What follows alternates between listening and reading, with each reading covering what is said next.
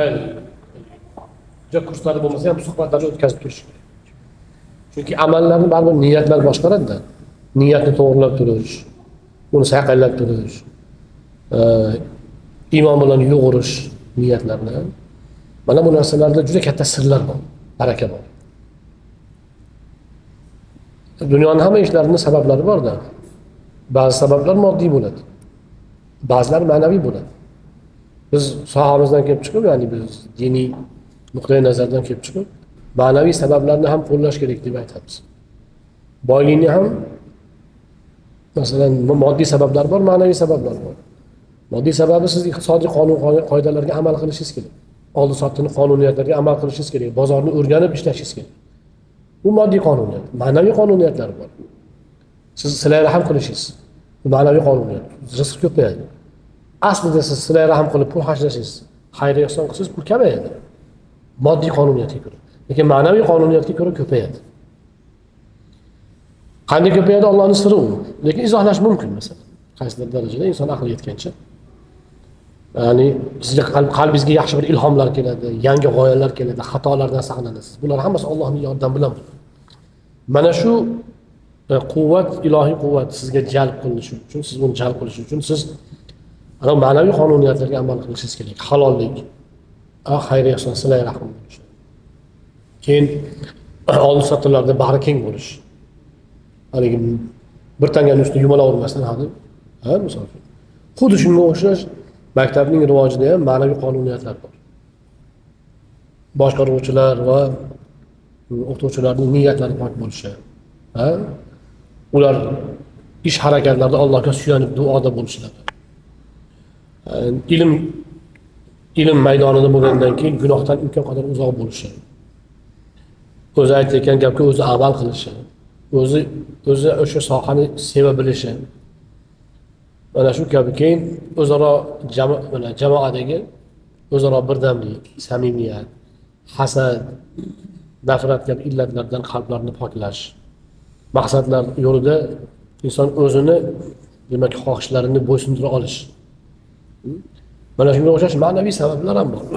Shunga o'xshash ma'naviy sabablarni ham qilinsa, inshaalloh maktabda baraka bo'ladi.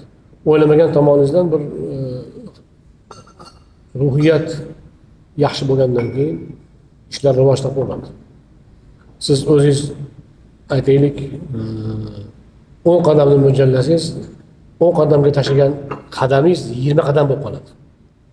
Barakali bo'lib ketadi. Mana shu ma'naviy qonuniyatlarga amal qilish. Bu demak o'sha ustozlarning niyatlari pokligi, boshqaruvchilarning niyatlari pokligi. Keyin shaxsiy manfaatlarni oldinga qo'ymaslik. Jamoa ishida doimo jamoaning manfaati ustun turish. Menga bitta o'qituvchi masalan g'ashimga tegib qo'ydi. Ishga aloqasi yo'q, balki mendan xato o'tgan u to'g'ri gapirdi. Shunda men rahbarman-ku. Intiqom olgim keladi. Haydayman. Ketaverasiz deyman. Uni haligi bilimi yu mutaxassisligi boshqasi meni qiziqtirmay qoladi. Chunki ichimda g'azab paydo bo'lib qo'ygan, nafrat paydo bo'lib qo'ygan. Nimadan desa, men nafsimga tegib qo'ygan. Nafsim endi uni aybini istab yo'qotgisi kelyapti.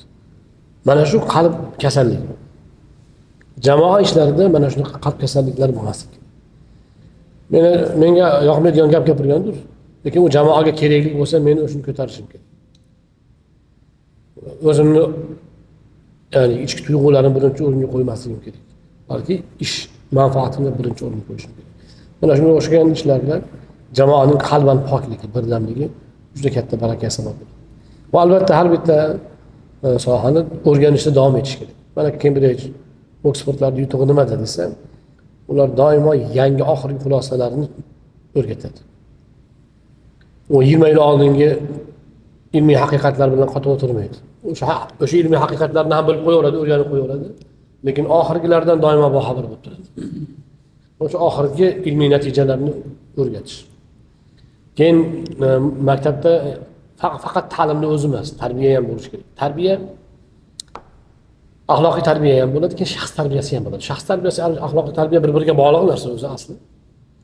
Lekin shaxs tarbiyasida axloqdan ko'ra demak, yana ham funksionalniy, yana ham markazlashtirilgan e'tibor kerak bo'ladi. Misol uchun musobaqalar qilish.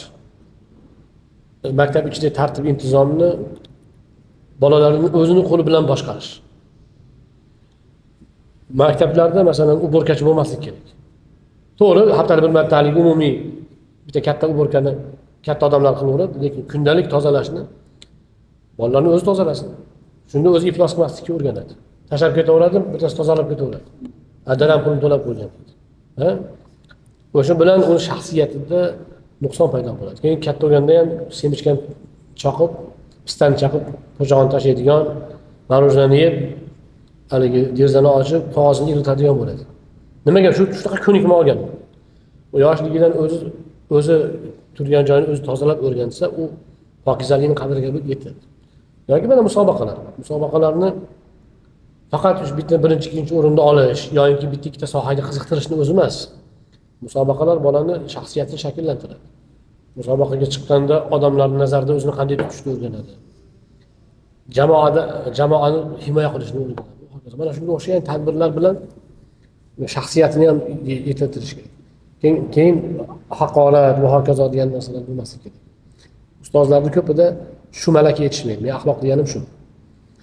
Ba'zi bir maktablarda o'qituvchilar shikoyat qiladi-da, talabalar bilan 10-15 yoshli yigitlar o'qituvchiga quloq solmayapti deydi. Keyin o'rgansangiz, o'sha o'qituvchi o'zini vaznini yo'qotib qo'ygan bo'ladi.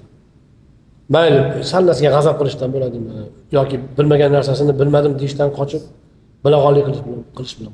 Xullas kalom, shaxsiyatini yo'qotib qo'ygan. Keyin u haligi o'quvchilarning oldida u vazn topolmaydi. Mana shunga o'xshagan jihatlarni e'tiborga olib, bolalarni shaxsiy jihatdan ham, shaxsiyatini ham ya'ni shakllantirish kerak. Shuning uchun maktab o'zi ummat ilmda qoida shuki, birinchi ilmni sevdira olish kerak. Bolaga o'qitish emas birinchi ish, ilmni sevdirish bo'lishi kerak. Ikkinchisi o'qish emas, tartibni o'rgatish kerak.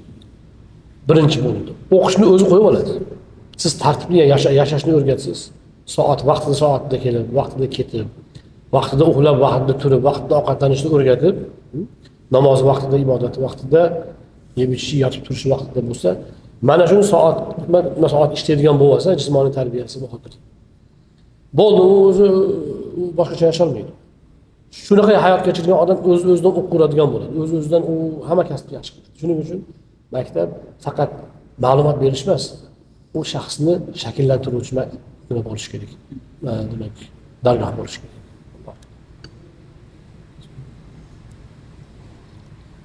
Duo qilamizmi? Amin. اللهم يا حي يا قيوم يا بديع السماوات والارض يا مالك الملك يا ذا الجلال والاكرام لا حول ولا قوه الا بك برحمتك نستغيث اصلح لنا شأننا كله ولا تكلنا الى انفسنا طرفة عين ولا احدا من خلقك وكن لنا واليا وناصرا وحافظا وعونا ومعينا ومؤيدا. Alloh yora bu yangi ochilgan maktabni Alloh o'zing ishlarini baroridan keltirgin. O'ylaganlardan yaxshi natijalar ber. O'zlari uchun, o'quvchilar uchun, el uchun manfaatli yo'lga o'zing hidoyat qil.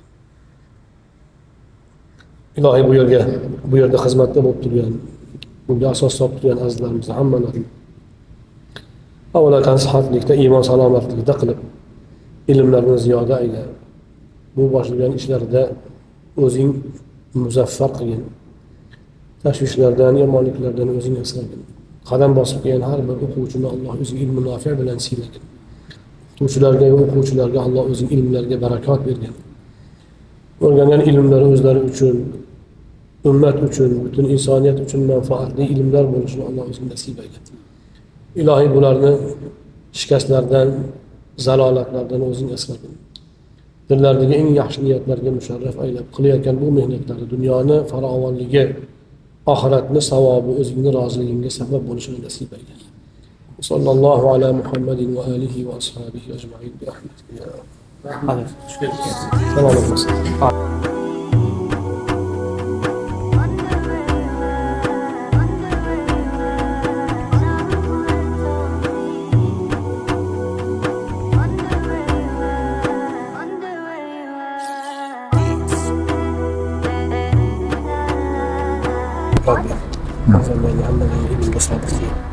boshlangan ishlar Allah xayrli baraklar.